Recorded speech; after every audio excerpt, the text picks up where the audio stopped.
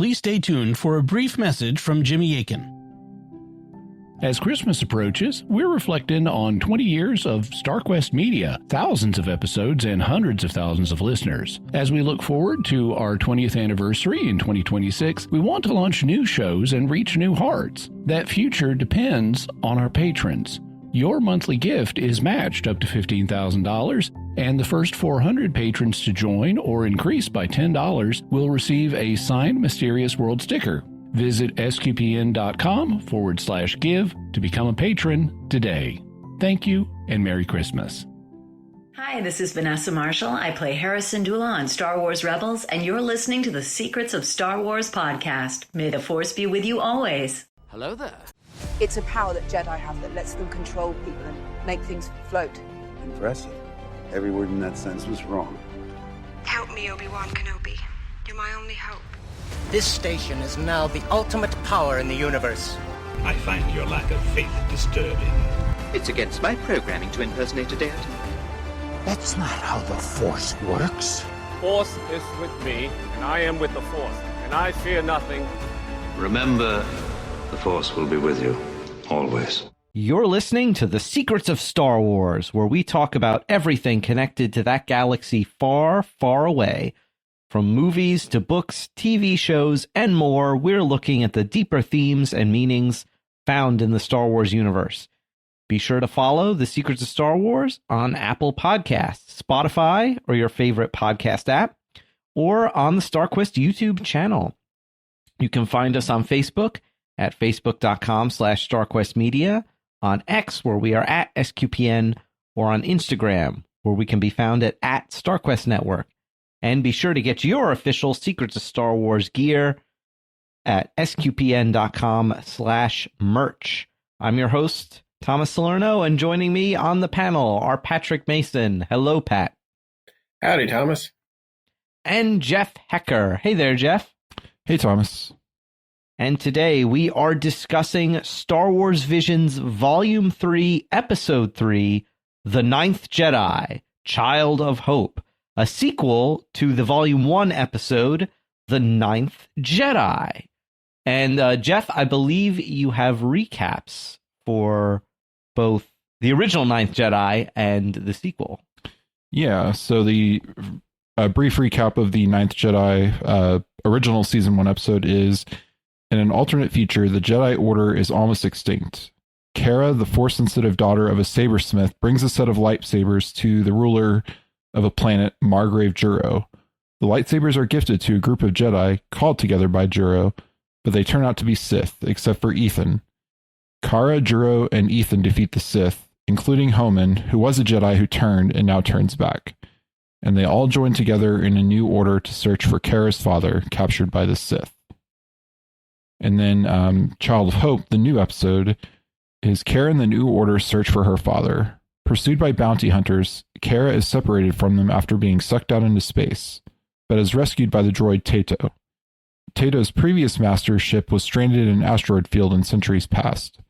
Cara offers to help Tito reach his old master, who was kept alive in a bacta tank, but the way had been blocked. However, when they get there, they are too late, as his master died years before. He joins her service to help her find her friends, but bounty hunters attack. They fight the bounty hunters who found her, but Tato sends her in an escape pod and self-destructs the ship.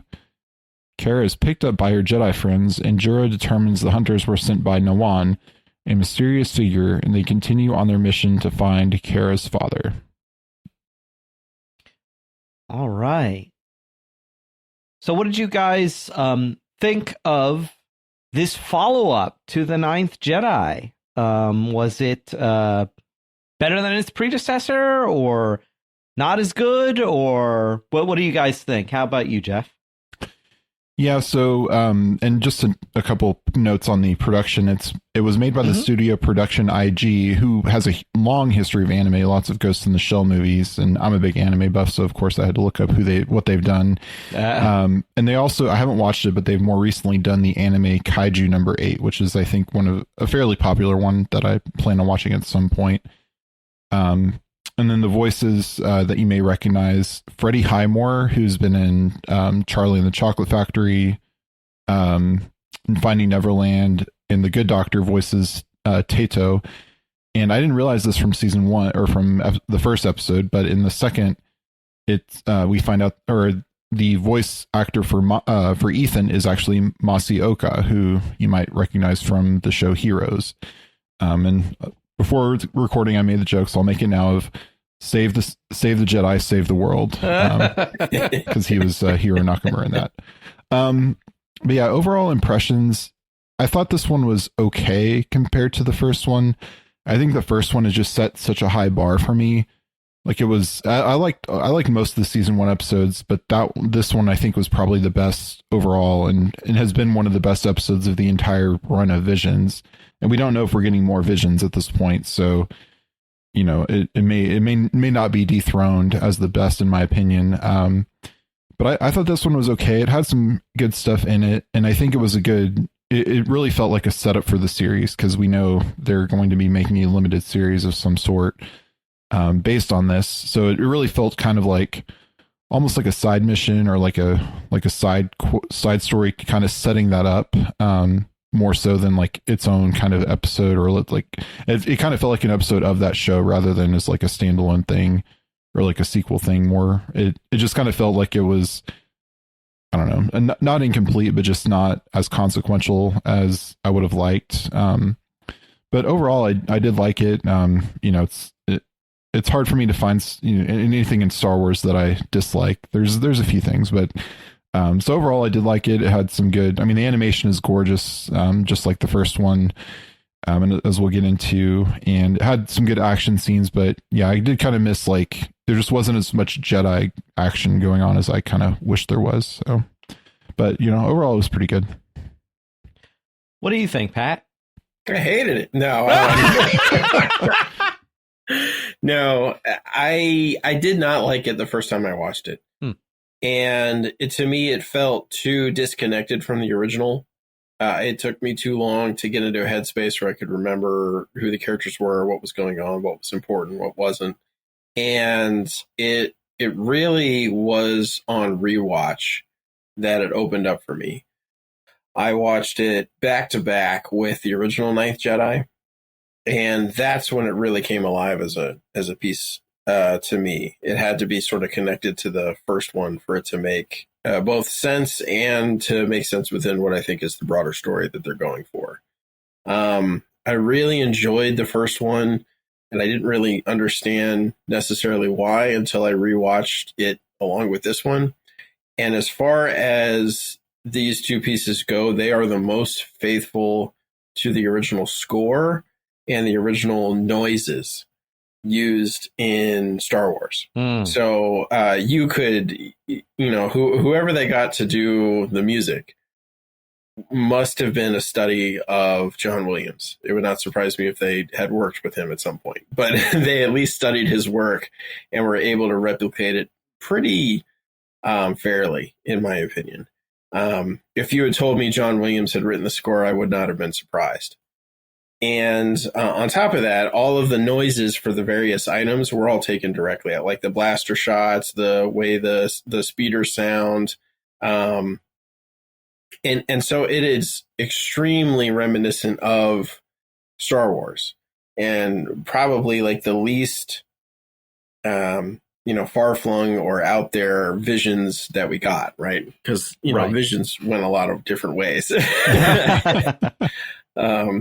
But because of their sort of holding on to the audio piece of it and making that primarily Star Wars, the rest of, and the story was not that far out there either. So, this piece held true to that. It held true to the showcase of ships from other TV shows and other sci-fi properties, which I think is always very interesting. I don't know if you guys caught that stuff, but oh no, we'll have to talk about that. Yeah.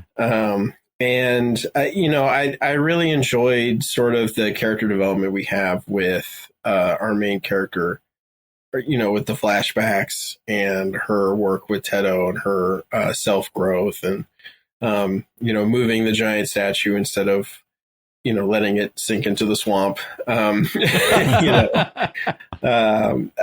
was good, but it was obviously not a piece in and of itself, right? Mm-hmm. It had to have the other the other episode to make it, good. It's a piece inside of a whole.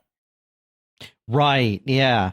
It's interesting, Pat, that you say that on your rewatch, you watch them back to back. That's what I did the first time I watched Child of Hope.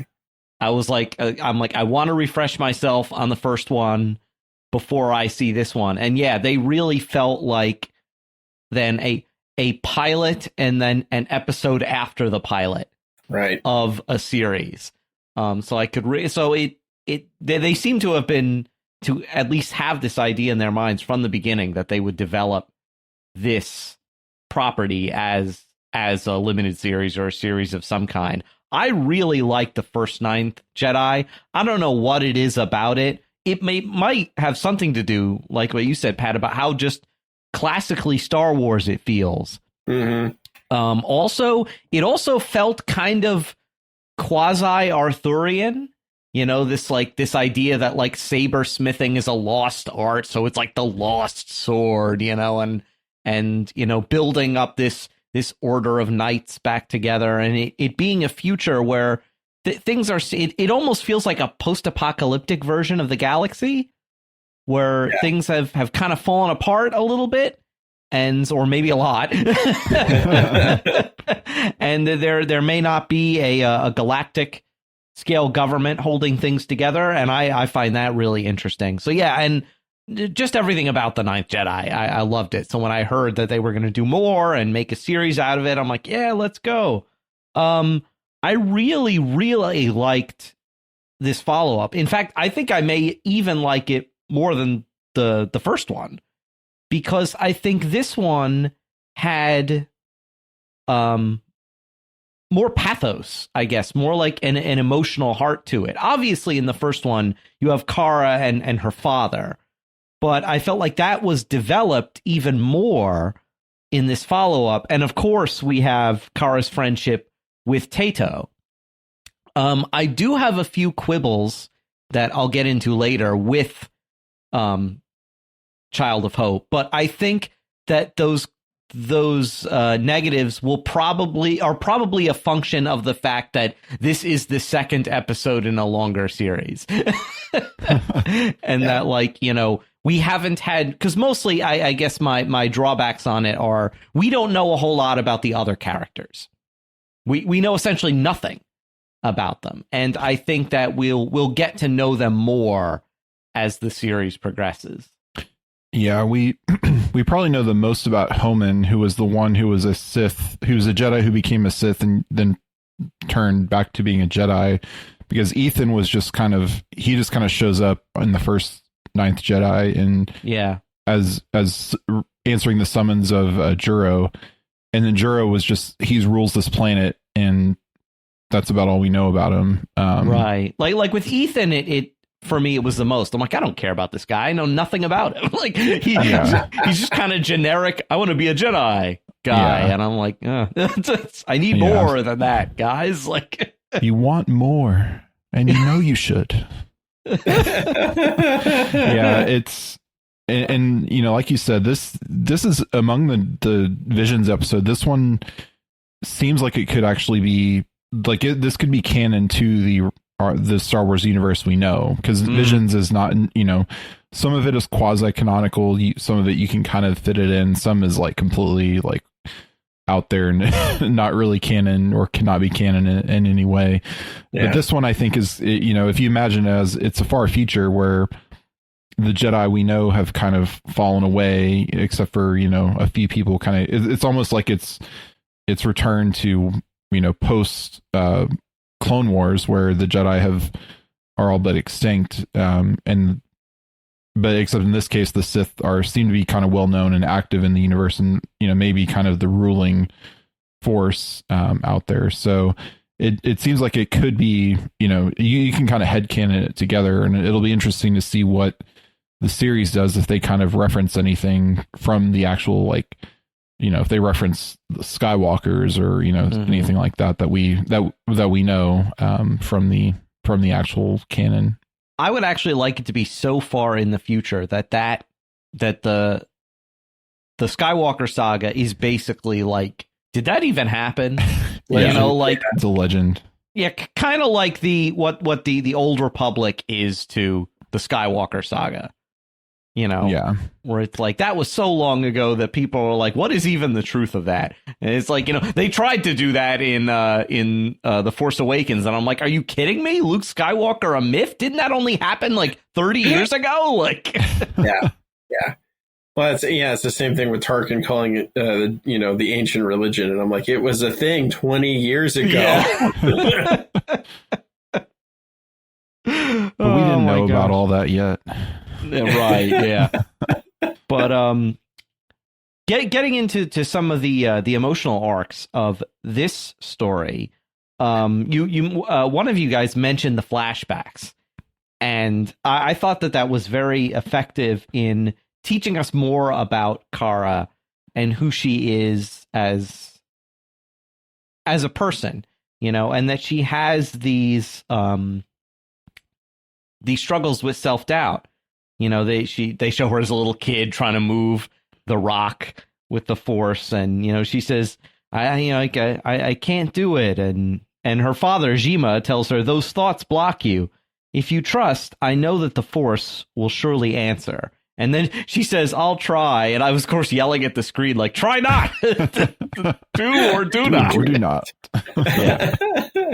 But I like that theme of like faith and almost kind of like a perseverance in prayer, you know, like trust God, you know, like, trust the Force, you know, keep trying, you know. What did you guys think of the flashback elements and what they reveal about Kara and her relationship to her father and to the Force, really? Yeah. Oh, I thought it was nice because in the first episode, the original Visions episode, we don't really get any really sense of her relationship with her father other than just he's her dad, he's a sabersmith, and you know, he sends her to bring these sabers to Juro. That's about all we really get to know of. So it was nice that they did kind of bring that in to show that relationship that they have and how he's kind of been training her a little bit. And I don't know that we know if I don't think he's supposed to be Force sensitive. I could be wrong there, or at least maybe not as strong in it as Kara is. So, you know, I don't know, you know, he was kind of doing the best he could. Maybe he had studied Jedi, you know, sacred Jedi texts. He had studied them. Sacred texts. Yeah. He had studied them, you know, kind of knew Jedi philosophy, but didn't, you know, couldn't actually teach her because he was not a Jedi himself. So, you know, and it seems like we'll find out more in, you know, it also made me think of like, who is her mother? Do we like, maybe she was a Jedi and that's how she and her dad got together is, you know, he was a sabersmith and she was a Jedi, but maybe she died or, you know, she died because saving them or, you know, it could be anything. We don't know at this point, but, I thought it was nice getting that kind of sense of their relationship. Yeah. I always like the use of flashbacks in a story instead of just the characters telling you. You get to see, you know, this is a visual medium, so show, don't tell if you can. And I thought it was fairly well done. I do think it's interesting. We get two flashbacks. We get the little girl flashback and then the brief flashback to her father being taken and telling her to run. Mm-hmm. And in that flashback, it doesn't tell us anything new story-wise, but it does illustrate there has been a change in the artwork from the first episode to this episode. And they're, 3-4 years apart at this point. And I don't know if you guys noticed, but the first episode seems to rely less heavily on computer directed animation. And the more recent episode, the Child of Hope, seems to incorporate those elements a lot more. And I saw that like they didn't just go back and use the same frames from the original, portion that showed her father being taken. They reanimated it with sort of the new style. And this is like using computer to kind of smooth out the animations, you mean? Like the movements of the characters? Is that what you mean? Yeah, it's that piece of it is sort of like using it to do the animatics. Yeah. The place to play shots. And then a lot more of the background seemed to be, I don't know more starkly computer animated, because I believe the backgrounds in the original were probably computer assisted. But they seem to be a lot more flat computer animated in this one, which it was a little bit of a bummer given what they could have showcased. Because I think the shots we get in the first episode, especially in space, of kind of the asteroid field and on the ground with Kara, kind of that field of asteroid scavenging machines, which from a physics perspective, I really want to figure out how those things work. Like trebuchets that send grappling hooks to grab meteors. I'm like, huh? Whatever. Yeah. Don't think about it. As a science fantasy, not science fiction.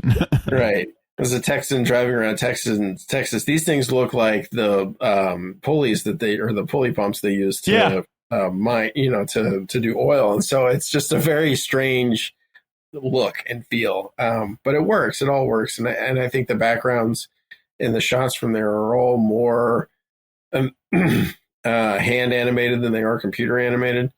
I think they're computer assisted, but these shots appear to be almost purely computer animated. So it's just something I catch. There seems to be more of a heavy reliance on the computer animation in this episode than there was in the first one.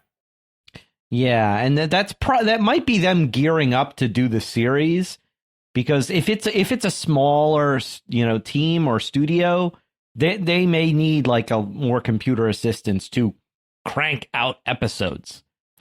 So, well, and I know that Disney is, because it's a series now, is going to be more, from what there's some articles I've read that said they're going to be kind of more closely involved with it.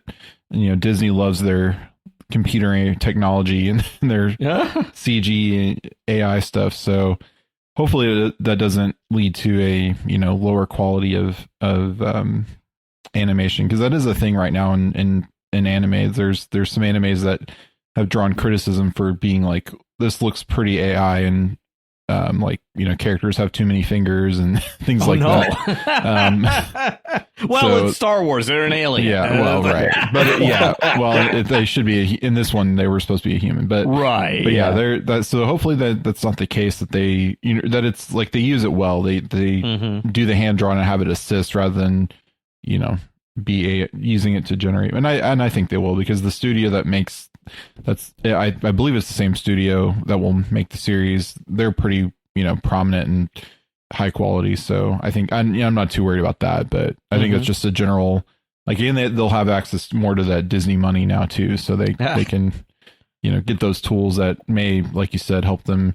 Because we don't know if the series is going to be is it going to be like 10 episodes of this length, or is it going to be like 10 episodes of 10 minutes or what it's going to be. So I kind of think it'll be kind of 15 to 20 of minutes each, and of maybe 8 episodes or something. So we'll see.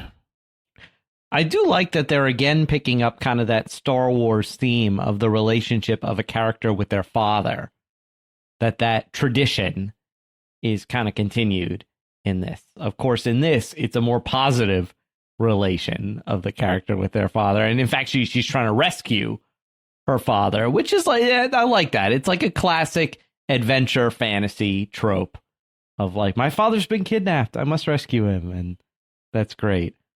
And in this we have the introduction of a new character, the droid Tato. Tato. I like that he has that quirk of like, he always refers to himself and other people in the third person. He never uses the first or second person to refer to himself or other people. I was trying to, I can't think of what it is, and I'm sure as soon as we're done I'll remember, but I can't remember if it's another droid in Star Wars or another sci-fi show, but there's something that reminds me of that third person referral, and I couldn't. I think I know. Are you thinking of Jankum Pog from Star Trek? Maybe so. Yeah, Jankum Pog. Yeah, because so. he always calls himself Jankum Pog. You know, right. Yeah, maybe that's Zathras. It's Zathras. Yeah, that's yes, that could be it too. Yeah, that could be it too. Zathras is Zathras. Zathras was Zathras.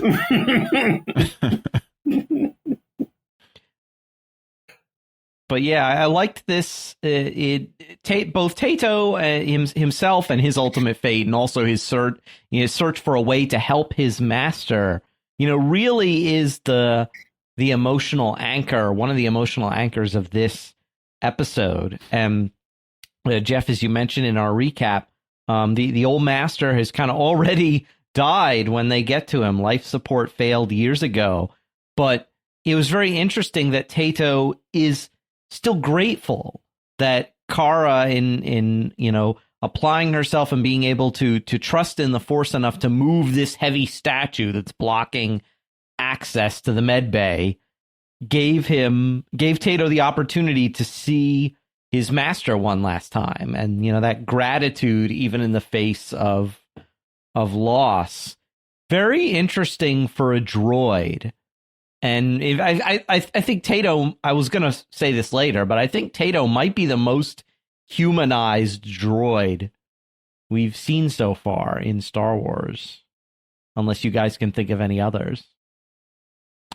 Yeah, it definitely seems like one of the more kind of empathetic kind of droids that we've seen, like empathy for his master, because we've seen like 3PO is human-like, but he's also very like, he just wants to observe protocol and etiquette, and right. And then we have, on the contrast, we have like K2SO, who is very human-like, but is also still an assassin robot that wants to kill the enemy. So it was interesting seeing a droid that's like, doesn't really seem like he's got, he's not like specifically programmed for anything. It's just like he's kind of meant to be kind of a servant to the master, and we don't know really in what capacity, because we never got to see the relationship, but we did get to see it through Tato's eyes, which I thought was nice.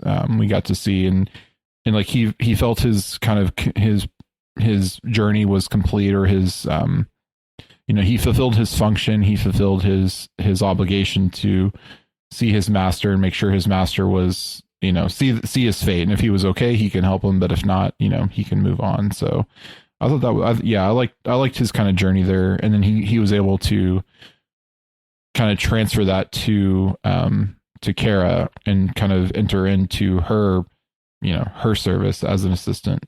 Great Jedi, Yeah. Yeah. I think we characterize the droids a lot as sort of pets, right? Mm-hmm. Or animal intelligence, but the animals we like, which are pets. He's probably one of the most likable, which I would always attribute to like a really helpful dog, like right. A helper dog. So you could almost think of him like, if one of those dogs that helps people who are disabled, who get stuff and knows how to do stuff around the house, very intelligent, very helpful, always doing whatever they can for their masters. And that's kind of the role Teto plays. Really hard not to love him as a droid. Yeah. Yeah. And followed along the successful path of all good Star Wars shows and gave us a droid that is, super lovable and we all want as a real droid. Right. Yeah. Yeah. And he provides too some grist for the mill for Kara's character development as well. There's this also small thing. I like that he can cook. He essentially cooks. It looks like a Japanese dish to me, but this is anime. But it's like centuries-old ship that's been adrift in an asteroid field. Where's the food coming from? Anyways, it's like astronaut food. It can last. Yeah. Well, the ship I mean, the ship itself it seems like it has like biohabitats of various types. Like they're plants and stuff. Yeah. Yeah. So presumably something like that. But no, the food, it just reminded me of, Pat and I we do a lot of Ghibli movies, covering those, and like the food in those always looks like it wasn't quite Ghibli level, but it did look very good. Like, so it wasn't, I immediately have to call out for ramen. Yeah, exactly. because of this scene. Thanks. Yeah. And shortly after that, they get into a discussion about, essentially the state of the galaxy. Like Teto, asks her why do people need to fight wars? And Kara talks about about what her father used to say to her, which is that the galaxy is engulfed in fear and anger right now. No matter what happens, we must lend a helping hand to anybody in need. As long as we do that, we'll be taking the first steps to guiding the galaxy towards the path of good. And that's basically the golden rule, right?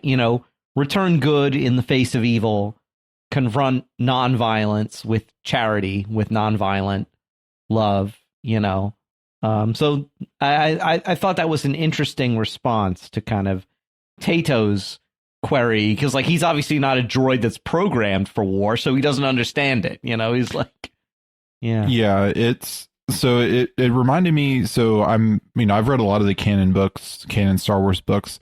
And it almost reminded me, and then comparing, and I've watched, the Clone Wars a bunch of times, and in the Clone Wars, we see that the Jedi get lost in the war, and like not entirely their fault. They're kind of put in that position intentionally to, lead to their downfall. But before that, they were kind of led that way because they became so entrenched with the Republic, and, being like, we serve the Republic as kind of their peacekeepers, rather than being their own thing and serving the Force. And there was a concept that was in the High Republic that, I wish the Acolyte had kind of dwelt more on or really touched on, which was the concept of a Wayseeker, which is a Jedi who kind of follows the Force and follows their own path that they believe is the Force is calling them to.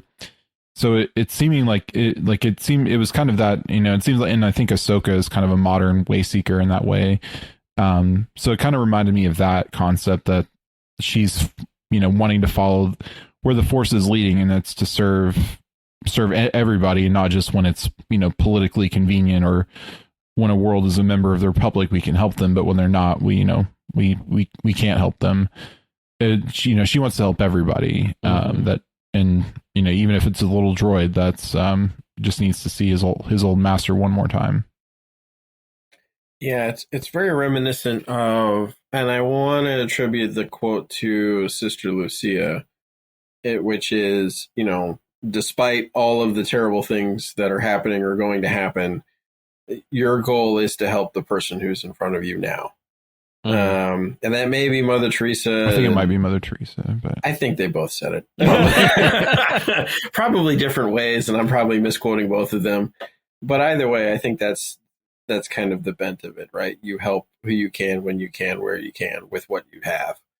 And it's interesting to me that you have these kind of dual concept. You have that one, and you have the earlier one we talked about playing into this, because they're very Christian in orientation, and that's not always been sort of the Jedi way or the Force way, right? The search for the will of the Force, right, which is, commensurate with the search for the will of God, right? What is the will of God for me in my place right now? And depending on which show and or book you happen to be in, the will of the Force is either a thing or not a thing, or matters or doesn't, and or is a thing in and of itself or is not. But in here, they're sort of setting it up this way as kind of their guiding principle, and I find that interesting because you have these two concepts of sort of the golden rule and the will of the Force at the beginning of what is potentially a new Jedi Order. So that could form the foundation of what the new Jedi Order could be about, which I think is probably a better route, because I think the teaching on detachment has always been problematic. And, you know, we've gone over this in past episodes. So if you want to hear about some of our ramblings on the theological and philosophical virtues and downfalls of, you know, the Jedi and the Sith and whatnot. But I think this is a better way to do it, in my opinion. Right. You don't want to be so detached that you're detached from people, you know, and they're, you know, and the needs of people right in front of you.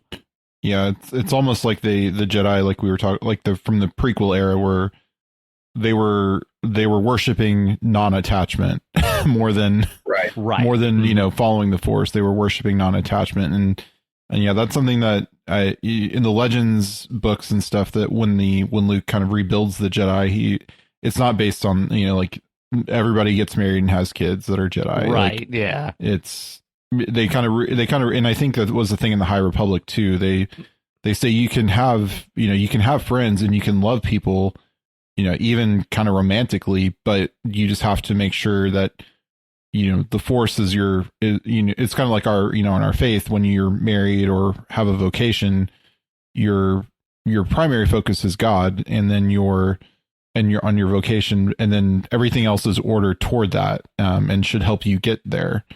Right.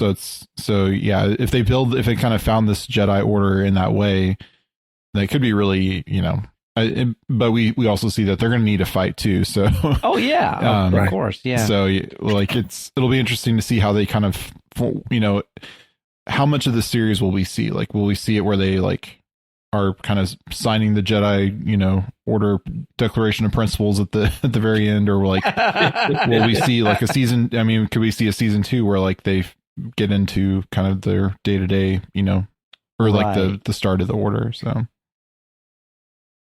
yeah, and then some of the recent books too have dealt with, you know, like, you know, the how the Jedi Order in the prequel era kind of lost its way. I remember in Master and Apprentice, there's this part where like Qui-Gon's trying to help this planet, but like the Republic has like a vested interest in like getting their thing done, and like the Council falls on the Republic government side, and Yoda's like, jeopardize the hyperspace corridor, you must not, Qui-Gon. And Qui-Gon's like, you got to be kidding me, I'm trying to help these people, you know. So it's like and that's why Qui-Gon is one of my favorite Jedi, because he is kind of like the way seeker, like I was talking about, and that's and I tend to like the Jedi that are kind of more that way than the kind of the dogmatic, like we must serve the Order and the Republic and all that. Right. If you followed the code, you would be on the Council, you know, like all that nonsense. But like, yeah,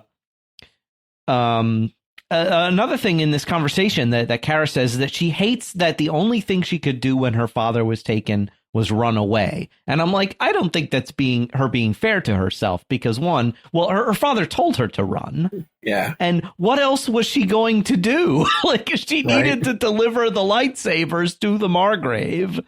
Yeah. She says I was too weak to save him. And I love what Tedo says after this. He says, only someone who is truly strong has the ability to reveal their weakness to others. Because I immediately thought of St. Paul, you know, in various places. He says, you know, like, I can do all things in him, God, who strengthens me. Or, you know, he says, when I'm weak, then I am strong. God's power is made perfect in my weakness. So I thought that was, you know, like Kara recognizes her weakness, but I think or her perceived weakness. But I feel like that's a strength, and that also a way that she can grow is that to not simply be relying on herself so much, like, I gotta save my father. Well, it's like, you have friends, you have allies who are going to help you.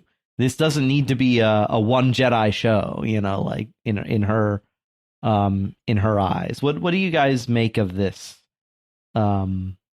this idea?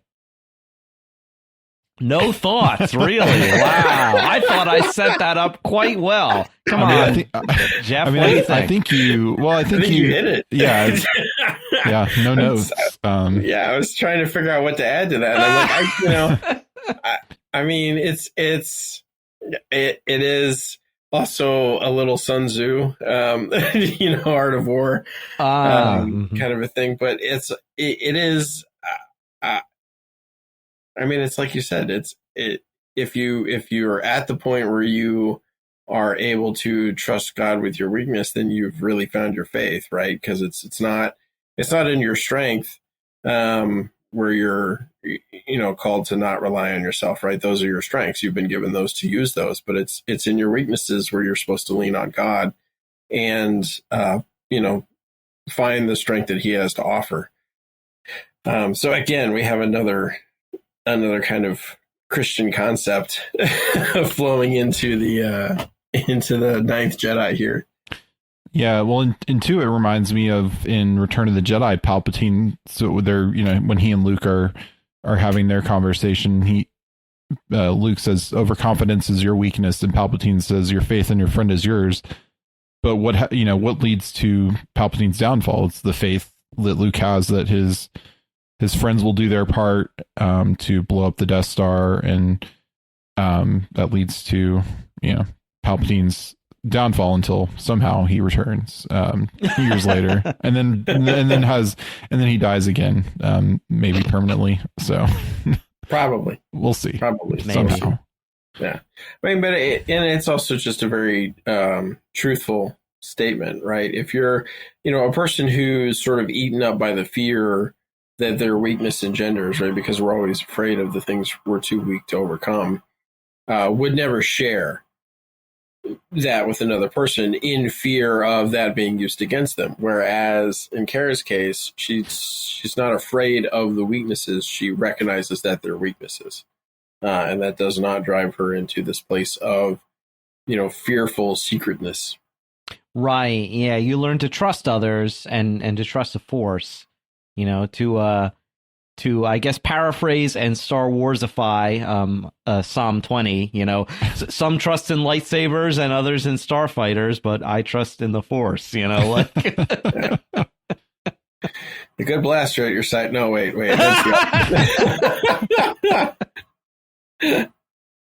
These bounty hunters who attack the starship and then go after Kara and Tato are interesting. They remind me of something that I can't put my finger on. But they work for this mysterious enemy. Was it Nawam or Nawan? I think it's Nawan. Okay. Juro knows him, apparently. Because, he knows who his name is, but this Nawam apparently is, as they say, he's committed to exterminating the remaining Jedi, and he has set a 100 million credit bounty per Jedi. And that apparently this evil character knows what Juro's up to, and that he's trying to reconstitute the Jedi Order and stuff. That felt like very much we're setting up the series. Like in episode 2, we name dropped the bad guy. Yeah, and the bounty hunters kind of reminded me. They kind of had the look. They were very droid-like, but I think they were either cyborg or they were just wearing like masks. But that's it, Jeff. They reminded me of the Magna Guards. Yeah, they kind of because they had their same weapon, like the same kind of like staff weapon thing. Mm-hmm. And they also reminded me kind of, at least in appearance, the hat like Embo from Clone Wars. Mm-hmm. Because he has the cool odd job kind of hat that he throws. So they kind of reminded me of that too. So, but yeah, it was interesting, and we got the name drop of him, and we'll see what that leads to. I don't know if he's like, is he the Sith that's kind of the lead, the Emperor, the Sith Emperor, whatever you want to Grand Master of the Sith, whatever you want to call it. Like, is he the kind of the main bad guy, or does he have other? I kind of think so, just because if they're making a limited series, you don't have as much time to have mini bosses. Like, you really kind of have to have your main bad guy established. So it seems like he probably is a Sith that is using these hunters to try to find him, which again harkens back to Star Wars with Empire Strikes Back, with Vader using the bounty hunters to try to accomplish his mission, to draw. Not really. I mean, it's not quite the same because they were trying to capture Han Solo and not Luke Skywalker necessarily, but no disintegrations. Yeah, but we've seen I think in at least in like the Clone Wars, the bounty hunters are used to cause all kinds of trouble, and because there's a lot of Jedi at that point, so different scenario. But I mean, I could see them like sending bounty hunters, which there is a one of the next episodes, I think it's the next one after this, is called the Bounty Hunters. So I don't know that they'll do a crossover, but they could if they really wanted to. Like, I think they kind of could fit together in a way to have, like, if they wanted to bring in those characters and have kind of a Visions crossover, they could. Yeah, it brings up a lot of questions about like the structure of the Sith in this timeline and or galaxy, because you have the six show up, right, and they all seem to be okay with each other existing, right? There does not seem to be the rule of two in effect, and so that seems to have been abandoned at some point. And so what does that look like? Is there a new Sith Empire? Is that just a player in and amongst other warring factions in the galaxy, or is it kind of the ruling government of the galaxy? So I'm just very, very curious as to what that ends up playing out to be. Yeah, because in the at least in the Legends, they haven't really done it as much in the canon yet, but in the Legends there was a time that the rule of two only existed until like about 1,000 years or so before the events of the movies. Like, Darth Bane rediscovered the rule of two from a previous Sith, but it had not really been that in place. At Bane's time, there was like a bunch of Sith running around, and there were a whole order of them. So yeah, it almost seems like they're going, potentially going that and more to that model, because we've seen the rule of two, and it would be more interesting for them to do something different on screen. Yeah. Mm-hmm. Yeah. So I don't think we've seen anything but the rule of two on screen. So, but of course, as we know, like, however many Sith there are, eventually they're going to all fight each other and try to kill each other, because that's just kind of what they do. The way they are. Yeah. There it goes. Yeah. Yeah. Tato has one of my favorite lines at this point. He's able to rescue Kara from the bounty hunters at the cost of a leg. I like he's hopping around on one leg. He still manages to get around, but she's like, the Teto, are you okay? He's like, Teto is a droid, no problem. It's like, yeah. One cracked eye and one leg. Still all good. No problem. Yeah, he doesn't feel any pain. He has no nerve endings. He's just like, oh, my leg fell off, whatever. And speaking of the ship where Teto lives or lived with his master, I love the design of this ship. It's got a very Gothic cathedral vibe to it, or like an old, like, extremely Gothic manor house, like Gothic revival kind of manor house. And the escape pod room has like stained glass and looks like a cathedral, and I'm like, that's amazing. I've never seen a design like that in Star Wars, and this might be a good point for Pat for you to mention what you noticed about the ship designs in this episode. Yeah, so that ship in particular is an interesting one because it draws from two separate ship philosophies in Warhammer 40K. The exterior of the ship is very reminiscent of Imperial warships, which are these giant Gothic flying cathedral looking things. They look exactly like a giant flying cathedral. Like, that's what they look like. But the interior is very reminiscent of a race called the Eldar, which are, space elves. Eldar, called the Eldar, stolen directly from Tolkien.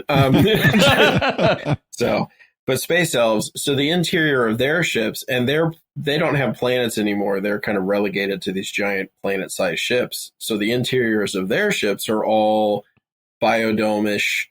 They have the various different rooms is not even the right word, but biomes that you go through. So the interior of this ship kind of is a lot like what you would picture the interior of their ships to be like.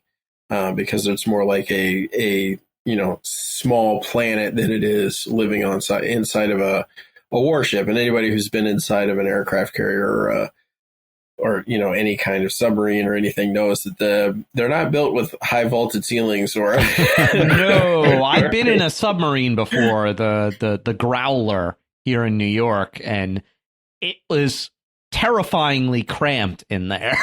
Yeah. So that was a really cool ship conceptually. The Bounty Hunter ship is sort of a conglomeration of the Hammerhead Corvette. Yep.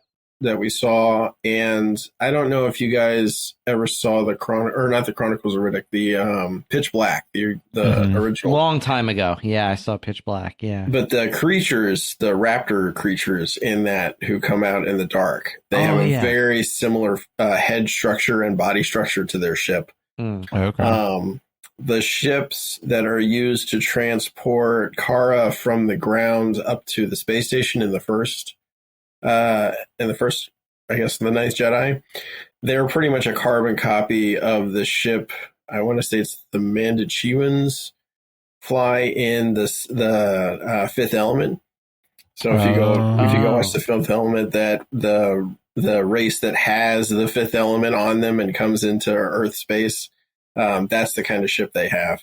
It's very similar looking. So it was interesting to watch this because it was like, oh, where did they pull this ship concept from? Because these are all very, and then their ship, the Jedi ship that they're flying, if you were to take your average USS Enterprise and squish it into one plane, that's what you would get. Like they're very reminiscent of those ships. Yeah, their ship definitely reminded me of like a Starfleet design.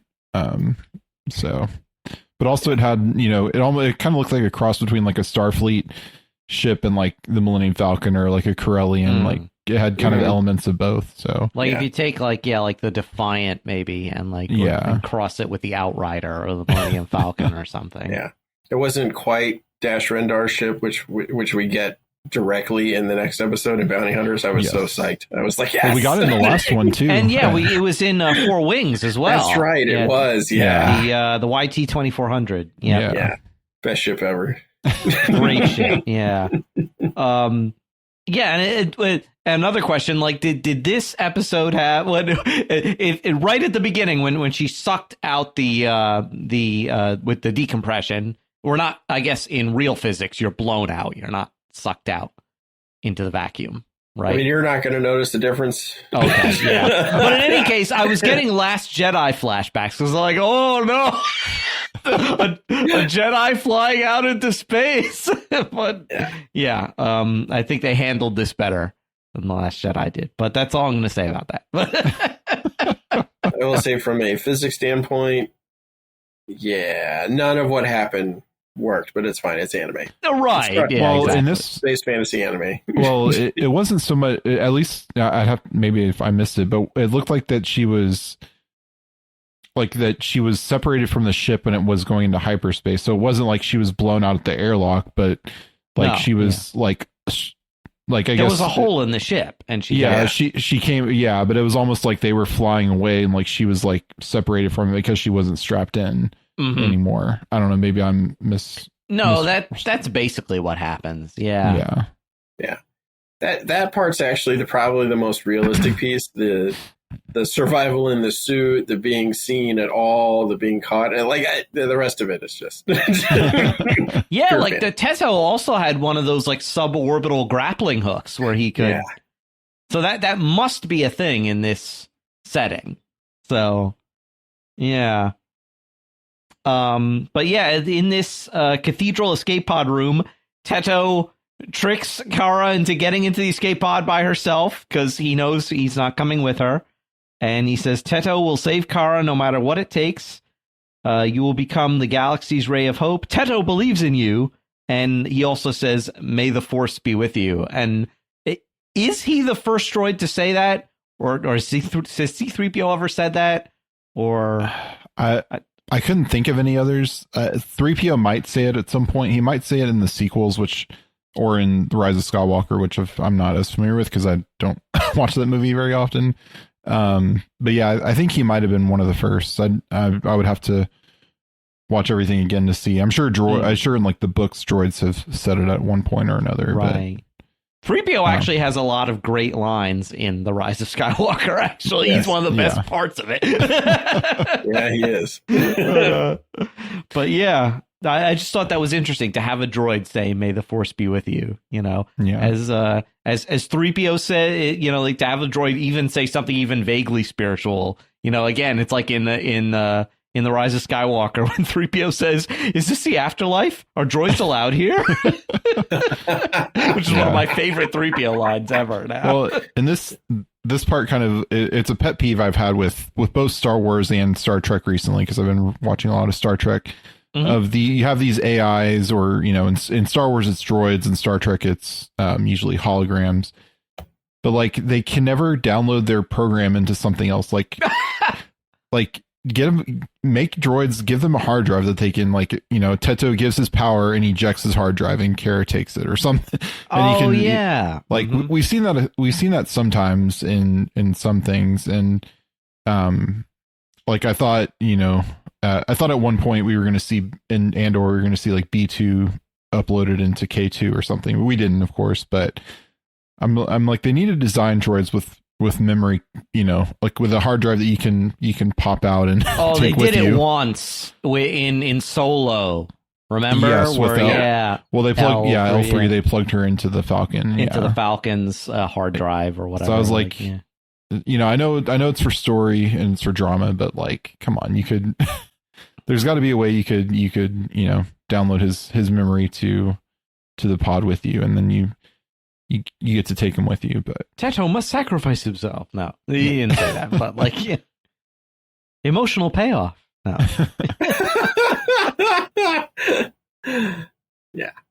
Yeah. But yeah, and Kara, she how did they find her again? I'm forgetting how because they somehow circle back and find her. They realize she's gone and they got to go back. And so I think she was broadcasting a signal, I think. Oh, and they picked up on the signal. Right. And, she returns to the ship, says, "I must trust in the Force." So that's the lesson she's learned in this episode. Like, she did not trust herself and did not really trust in the Force at the beginning. And now, she's become committed to her path of being a Jedi, rescuing her father, and she will do this by trusting in the Force. Yes. The more you know. No. The more you know. Yeah. She hugs her droid. Yeah, well, 4 9s, right? Yep. 4 9s. 99999. Yeah, this. Wait, wasn't there a guy who like running for office on that thing? 999. Remember? He had the 999 plan. Yeah, I remember that. 9% taxes. Yeah. 999. Yeah, both in this one and in the previous one, droids have had an interesting role, because in the first one you get 4 9s, and then you get if y'all remember, there were those like the fairy droids, like that wouldn't. I'm on my break. Yeah, that wouldn't take her because they were. Yeah, she was on her. It was on its break. Drinking tea. Droid, he's a teamster. Yeah. And yeah, and then you get Tito in this, and even the last episode. I know it's unrelated, but the 4 Wings you had was it 4-2 was the previous Vision Song of 4 Wings? Yes, the cassette playing astromech who doubles as power armor. Yeah, right. Yep. So yeah, droids they've been, which is cool, because I mean it's anime. Like, you want to lean into your one of the big strengths with anime is mecha and droids, and the next one has a pretty cool droid too. So I was gonna say the dual personality droid. Yeah. Okay. Yeah. But yeah, I mean, wasn't there a dual personality droid in the Droids like 80s TV show where he could like turn his face around and become like a different personality? Well, that was, yeah, I don't know. But at least the Ninth, I mean, but the droids have been interesting in the Ninth Jedi. So I'm curious to see what will be, in the series, what kind of droids or new things we'll get.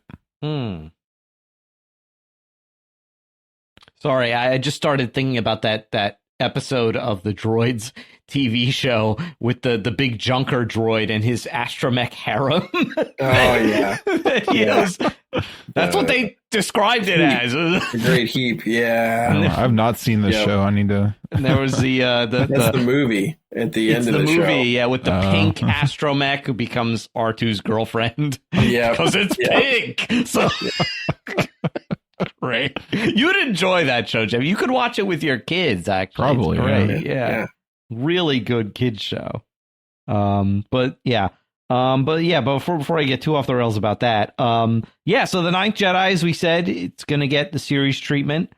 It remains to be seen what the length of the episodes is or what the number is, but I actually think this is great setup for a series. These two together really did feel like a pilot and then the episode that comes right after the pilot, where it's kind of like smaller, more contained, but still related to the overall story arc of what the season is. Yeah, and I mean, I still like the first episode better, but yeah, I think when you kind of think about it as it's episode, it's episode 2 out of however many, it does make it flow a little bit better, and and we won't have to wait years and years in between like we did from the last one. So like if it had just been such a long time that it felt like when it was kind of when I was expecting something kind of big and epic, but we also knew going in that I think it was at Celebration this year that they announced it was going to be a series. So like if we hadn't had that announcement and I saw this, I'd be like, okay, I guess it's fine. But then they, and then if they had announced after, I'd be like, oh, okay, this was, like a episode, or 1.5 of the series. But yeah, it'll be interesting to see what. I have no idea. I haven't heard anything or seen anything as far as like what the length of episodes will be, the number of them. I would imagine probably something similar length, and probably no more than 8 or so episodes.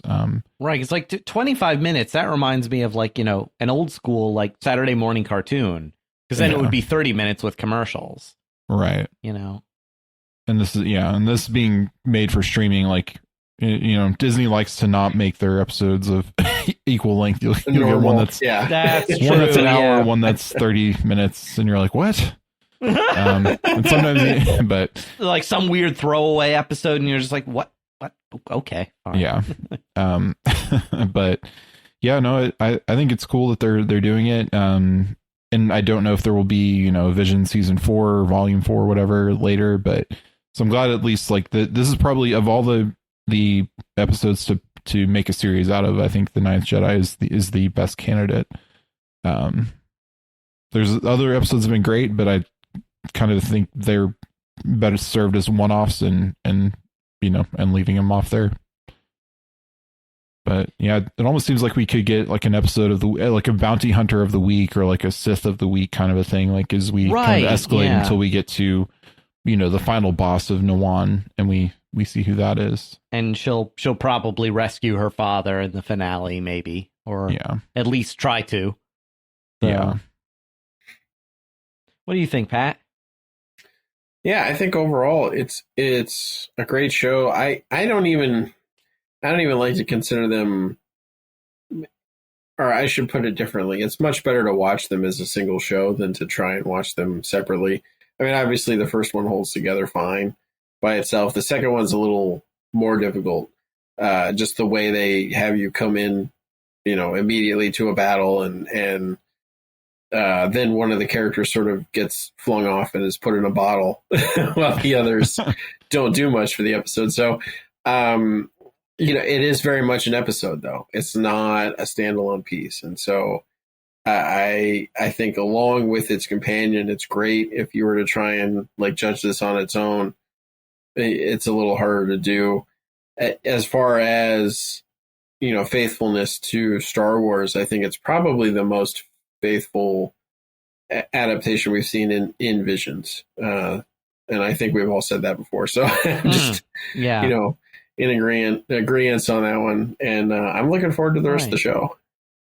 Yeah, same. And I'm looking forward to seeing development of the other characters as well, because clearly they're going to want to go for kind of a found family kind of thing, and which is great. I love that trope, and so I want them to perhaps do if they have time and space. They can perhaps do episodes that spotlight certain characters, have them be an important secondary character for that episode. I know like Rebels used to do that, and you'd get like, a Zeb-centric episode, or, a Hera-centric episode, Sabine-centric episode. So I'd like to, see some of that. Again, we don't know how much space they will have. I was talking about this with a friend the other day. I really miss the 21 episode seasons of shows that we used to get, both in anime and in American television. Like the Stargate would have 21 episodes a season or something, and there was a lot of space to have just kind of one-off side adventures, and you didn't need to cram everything into 8 episodes. So I would really like them to do kind of a what a standard anime season used to be, but who knows? But that's on my wish list. But yeah, unless we had any other thoughts on the Ninth Jedi, or can we wrap it up? No, I think I hit everything I wanted to talk about. Yeah, I think so. All right, so that is it for this episode of The Secrets of Star Wars. But before we go, we'd like to take a moment to thank all of our patrons who make this podcast possible, including Damian M., Jean L., Dion M., Martin G., and Michael M.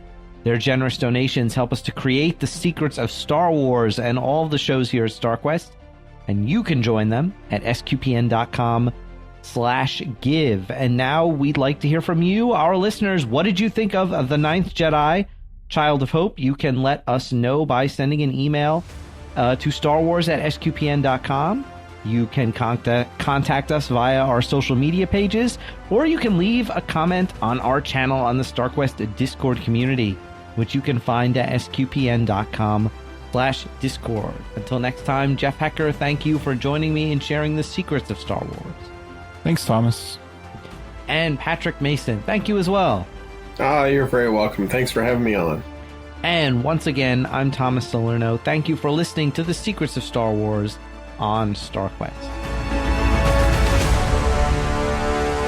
Here's another show on the StarQuest network you're sure to enjoy, The Secrets of Middle-earth. Find it wherever you can find podcasts, or at sqpn.com/Middle-earth.